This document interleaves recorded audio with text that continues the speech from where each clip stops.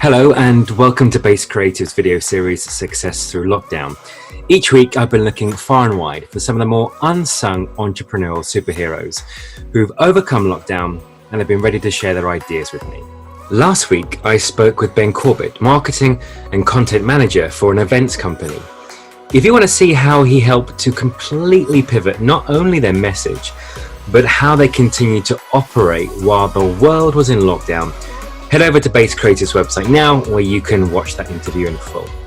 This week, I had the pleasure of speaking with Soile from Bilingual Potential. And with a big product ready for launch in the spring of 2020, lockdown posed some very interesting challenges. But it also gave her an interesting opportunity. Let's find out how. I'm joined now with Soile from Bilingual Potential. Hi Soile, how are you doing? Hello, I'm great. Super. Thanks for having me. Very welcome. So we've been discussing on this video series about success through lockdown, just so our viewers have a bit of a baseline concept and understanding about what you do. In 30 seconds, give us a bit of a run through on Bilingual Potential. Well, Bilingual Potential is an ethical enterprise that's dedicated to every child's right to their parents' language wherever the parent happens to live, wherever the child happens to live. My background is that I'm a sociologist of family and migration. I'm specialized in bilingual family interaction. And my life's work has been to create a methodology to help families activate a language that a child is not learning to speak. So when you have a situation in bilingual family where the parent is speaking a minority language to the child, but a child is not speaking it back to the parent, then I'm the person who knows how to resolve that. I see. Yeah. Great. And we're having a chat in sort of the pre-interview discussion. And you mentioned to me that later last year, you had come up with a different way to sell your services, an online product. So tell me a little bit more about that. Yeah. Just before this pandemic mess, I had been through a process where last summer, spring, I came to a point where my old business model just couldn't work. I'd always been working for the last 7 years directly with families, doing one-to-one bilingual family consultancy services. But my client base had now become global, ranging from Australia to Alaska, creating a completely impossible time scaling situation with all the time differences. Right. And plus it can't grow because I'm one person with this expertise. I can't do more than a certain number of people before I break. However, there are hundreds of thousands of families who need the service. So I said, okay, we're going to go for online learning because that's my professional background is a lot about adult learning. So, right, we can do a really good product of an adult online course where I can teach my method to the parents. And it's called 20 times 20 seconds method of bilingual speech activation. Got you. And so I thought, woo, now this is going to be really cool because we can launch this in 2020. So the 20 times 20 could be launched in early 2020. Wouldn't that be so fantastic? Great timing. So all of the autumn, I was investing money into having a video production process. Everything was kind of, from film director to a cameraman, composer, cartoon artist, the lot. And in January, we were gearing up to launch just before this mess started. Right. So your concept of this kind of 2020 learning and it being the year 2020 felt like a great tie-in for us. It felt like, yeah. I thought that was like the best time ever to be doing this. And interestingly, probably what our viewers are thinking now is great. That's perfect timing because to pivot to an online version of what you were originally doing one-to-one, now that we're in lockdown and everyone's kind of online anyway, seems like a even more perfect time to launch. However, exactly. So and in a way it is. There's just a little caveat.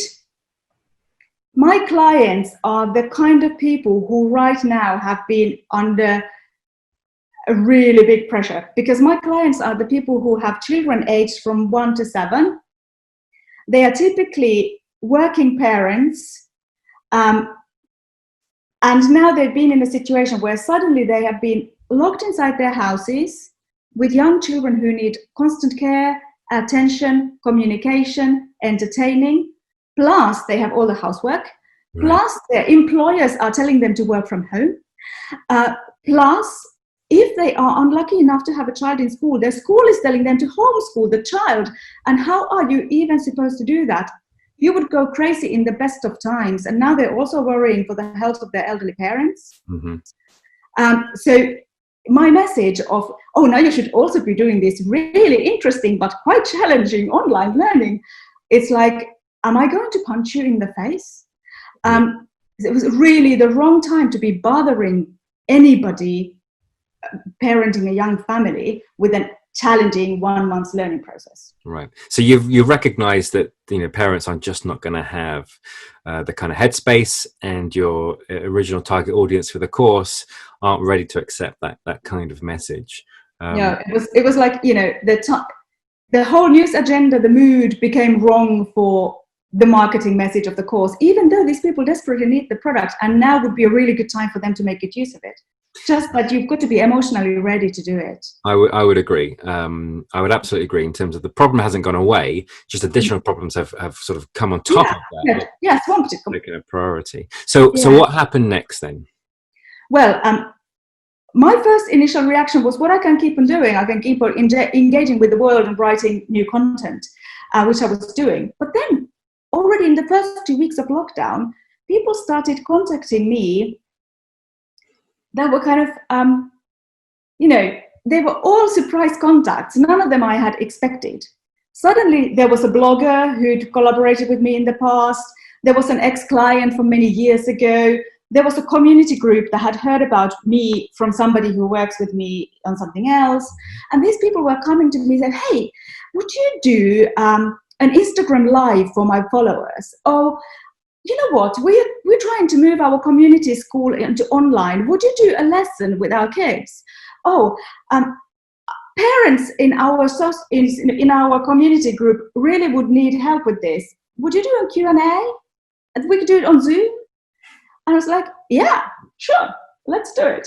So I started to respond to these spontaneous contacts that came from, you know, small groups of communities. They were either online communities like Blogger and her followers, or they were real life communities like local community groups, or they were based upon one ethnicity, like a community language school where parents of the same language background come together to do things in their native language for the kids. So this was the kind of the big aha moment for me in this whole thing. On how do I now market and start selling the course in this new environment? Right. So you're still thinking about how the course could be relevant here, but you were also reacting to some of the more not just inquiries, but sort of calls for interest and your input within various communities. It's about the human relationships. It's about the actual networks of people who care about each other and have a relationship of trust that's been built over time. So there were these contacts who knew about me, sometimes quite indirectly and sometimes very directly, such as a client for whom I had resolved a problem 4 years ago and it had never come back. So there was always some sort of, you know, real life connection between collaboration, human relationships and trust. And that breaks the problem of you can't go pestering people with learn some more. Yeah. When it's something like they already talk about it in their own social group and they know that you are the person who could help and they come to you, then that opens the possibility, hey, actually, how we could be working to start using this really great new product is that we could engage directly with a very small group of people who are self-identifying as being ready to engage. It's not pushy. Mm-hmm. It is responding to a need when the need comes towards us as a business. So how would you kind of, how would you describe what the offering is now then, and how that evolved? How would you describe it? Well, I rethought the whole way of how we're going to be selling the course. I thought of it as like going underground. Mm-hmm. Focusing our external messaging on the social mission and then building these small groups of pioneering pilot families who can start using the course with a lot of support, where we are going through the new product and really mapping their client journey through it and finding all the little caveats where they could be falling through the cracks, because we really do want to get a great outcome from the new model as we were having from the old model. Yeah. And that seems to be something that is emotionally appropriate now, because it's based on the caring between people who know each other. That I would say would be, it definitely is the emotional key to this situation, is the feeling that we're doing something because we care and because we're collaborating with real human beings. Right. So it's that, as you mentioned, that kind of human interaction, which has become so important, during a lockdown period, definitely. So you're still able to use material that you built for the course. Now Yeah, it's it's all the delivered same. very different. We're just making it better. What I've been actually during the lockdown, what I've been developing as something that I hadn't developed before, I've been adding more, especially assessment tools. I always knew that I was going to have assessment tools during the course process to check learning and find out where people run into problems, where they need individual customer support. But now I've been adding also better tools for the beginning.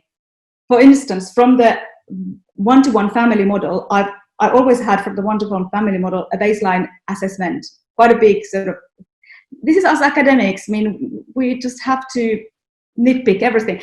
I do quite a big baseline assessment about family language dynamics and family language structures as a sociology assessment before we go into any consultants to know exactly what we're working with. And I've now transferred that into an online format so that we can really offer the same high quality also for the online course. So this process then, and getting families and groups together online, and still having that human interaction, and seeing the response to the material and of course has enabled you to do necessary research to perfect the course during this time. One really big thing I've understood, I mean, like, this is about, you know, going back to your roots. Don't kind of get carried away with the cleverness of you. Keep humble. Because one of the things that I've learned during the lockdown, that it would have been a huge mistake for me to be writing lots of customer support materials for the course out of what I thought was needed. Yeah. Interacting with the families who contacted me to start the first pilot group has made me realize that it's way better if I do the course with them and they tell me exactly what they need. And it's going to be the same as other families are going to need as well, which is something I definitely know from past. In similar industries, market research and focus groups, you know, as part of product development, always help. And it sounds like what's happened here is that the lockdown has provided you with a unique situation to do that and provide you with some research and some feedback so you can continue to perfect the product. The thing is that all of this is kind of based on like 20 years of research and work with the families anyway. What is the change of delivery mode? It is something that can potentially throw things off kilter quite badly, because human interaction is vastly more effective learning than any kind of following a video. And as a learning specialist, that is the thing that I'm sort of wary about, being really conscious about, that is where we can lose quality as a product and service, is changing the mode. Because reducing the human interaction risks that. And definitely the lockdown has made me go through a very critical thinking process of how we can avoid that kind of impact that comes from lack of interaction in online. So in 2021, when we're out of lockdown completely, let's just say that's happening, or as we call it, 2020 take two. How will the product look then, or how you hope the product look then, based on what you've been doing the last few months? I would say that my objective is that by next year we have the online course product that is so fine-tuned that it is possible to sell it also as simply use it on your own. There will be the standard course will be the one with the small group support. Then there will be the sort of simple version where you only buy the online course if you don't, because not everybody wants to be communicating with others. Yeah. Many people would prefer to do it entirely on their own time and not have to communicate with some group anywhere.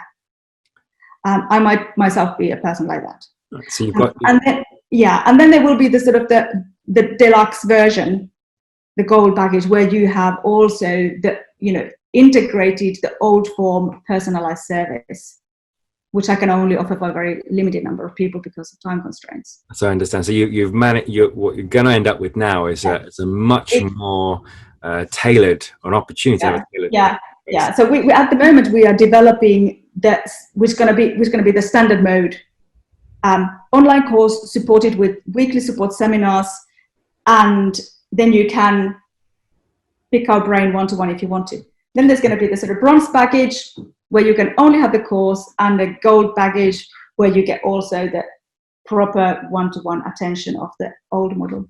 And finally, I ask a lot of the people I've been interviewing for this video series what advice they would give their pre-lockdown self. So the biggest learning in terms of how you're going to operate as a business, if you could go back, you know, a few months, it's end of February or March 2020, what would you say to your pre-lockdown self? Stop and think where you come from. It's so easy to get carried away with your own ideas and how you want to do things. Forgetting your roots is really bad in business. You need to know why you got into this in the first place and get that as a reality check for yourself. Like, why am I doing this? Where did I come from? Where my true friends are? Who are the real networks? Who are the people who know and trust who I am and what I do and what I stand for? Great. Soile, I wish you the best of luck then for 2021, when you will be launching the online course for sure. It's been great to have you on the video series. Thank you. Thank you. Have a good day. And if you'd like to find out how Soile gets on in 2021 or 2020 take 2, then Soile's details are going to be on the screen in about 10 seconds time. And don't forget, if you've got an idea about how you've been successful through lockdown, please do let me know. I would love to hear from you. Thanks for watching, and see you next time.